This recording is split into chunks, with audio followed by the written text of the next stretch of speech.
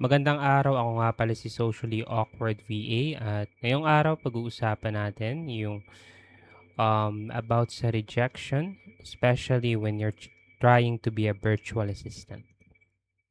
So kung VA ka or gusto mo maging VA, may isang bagay na kailangan mong tanggapin agad bago ka magsimula.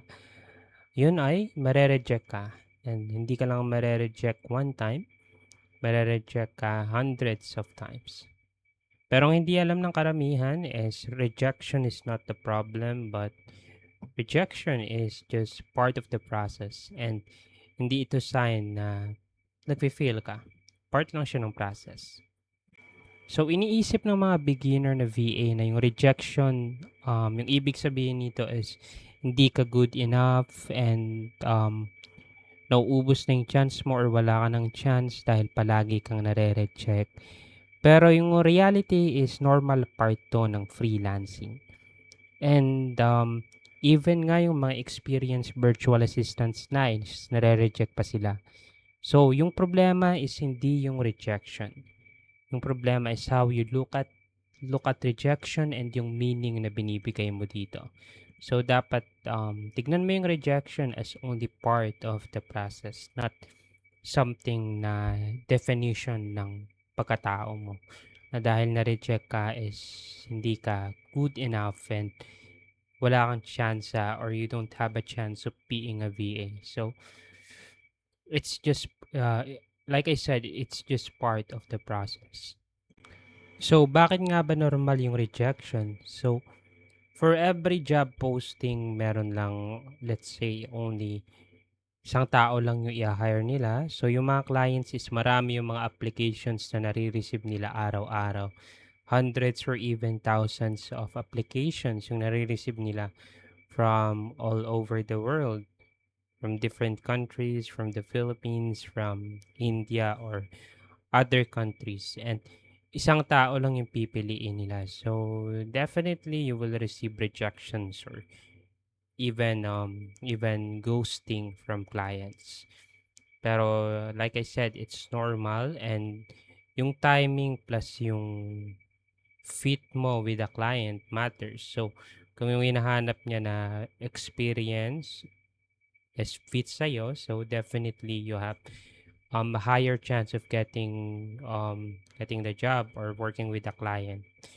And then, depende rin sa timing mo ng pag-submit mo ng application. So, let's say baka madami na yung nag-submit ng applications before you. So, depende rin siya sa timing. Pero karamihan ng mga rejections has nothing to do with your worth. It doesn't define you as a person. So rejection is just it's just part of being a virtual assistant. So now let's talk about why rejection is good. Number one, feedback loop. So, pag nare-reject ka is nalalaman mo kung ano yung mga dapat mong i-improve, especially if yung nag-interview sa'yo or yung client is nagbigay ng constructive feedback on what you're lacking or what you need to improve. So it's a really great opportunity for you to know kung ano yung kailangan mong ma-improve and what things you need to work on. Number two, filter clients. Hindi lahat ng client is right fit para sa'yo. Um, So, alam naman natin na iba't iba yung ugali ng mga client and let so let's say meron mga client na mga extroverted and meron ding mga introverted na client. So, for me, my client is introverted yung client ko. So, I would say we get along really well since hindi rin gusto ng client ko yung nagko-call palagi. So, we only call like only for important things lang talaga and we really don't call regularly. So, getting rejected is also filtering clients for you na hindi naman fit para sa iyo and fit para sa work na gusto mo. Number three, it builds resilience. So, pine-prepare ka nito for the real world of freelancing. So, when you're a freelancer, like I said, you will get hundreds or thousands of rejections. So you will build resilience and it will prepare you for what's to come for the coming years, especially if you're planning to stay in this industry for a few years, or maybe you want to be in this industry for the rest of your career. So rejection, let's say, is just a training and not a punishment. So ano nga ba yung mali na ginagawa ng mga beginners, especially when they get rejected? So, una, nag stop silang mag-apply after nilang ma-reject. So, sa sabihin natin na-reject sila ng isang client, so madi-discourage sila tapos mag stop na sila mag-apply to job postings. And then, yun na lang. Yun na lang mga applications na sinubmit nila.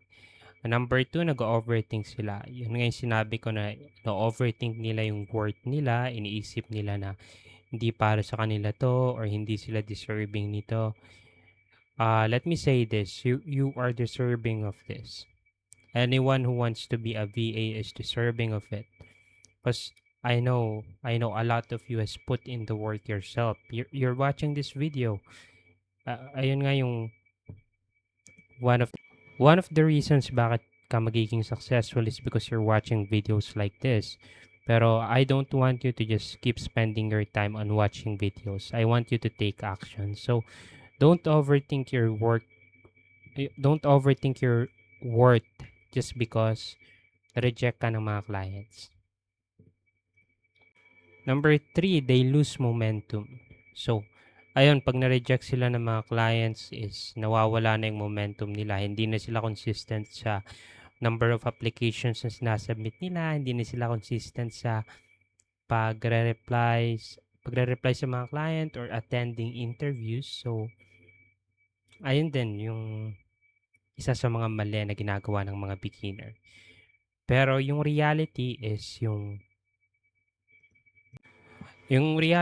mga magiging successful VA is hindi yung mga VA na ina-avoid yung rejection. Pero yung mga VA na nagpapatuloy pa rin kahit napakaraming rejection na yung na-receive nila. So how do you handle rejection as a virtual assistant?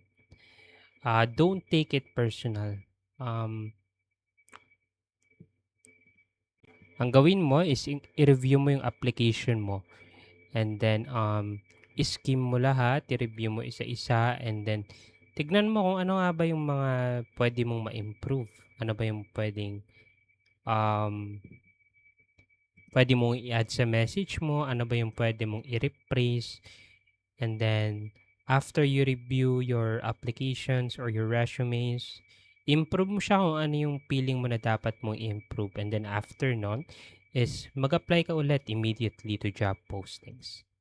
So this is very simple. When you get rejected and they give feedback, you listen to the feedback and then i-ano mo muna, examine mo muna kung yung feedback ba nila is correct nga ba talaga or they're just trying to destroy you or destroy your ego. If it's a constructive feedback, so take it well and then isipin mo kung ano yung mga kailangan mong gawin para ma-improve and then after that i-apply mo yung mga natutunan mo and then mag-reapply ka na agad sa mga job postings. Don't overthink it.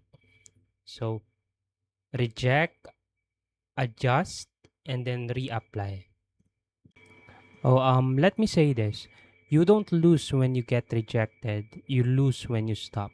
So, matatalo ka lang dito or hindi ka lang magiging successful pag tumigil ka. You need to keep going even if you receive rejections, even if you get ghosted by clients. And ang dami kong kilala ng mga VA na na-reject many times and applied many times and improved over time. And they just kept going kahit napakaraming rejections yung natatanggap nila. Even myself, nung nagsisimula ako, napakaraming rejections ko din na-receive on my email and also napakaraming napakaraming times din na nag-ghost ako ng mga clients. So, after ng interviews, sasabihin na email ka lang ng result after 24 to 48 hours pero wala namang email. So, I've experienced that many times as well. And I've experienced rejection many, many, many times. So, ayun lang, you only lose when you stop. And again, ako nga pala ulit si Socially Awkward VA and peace out.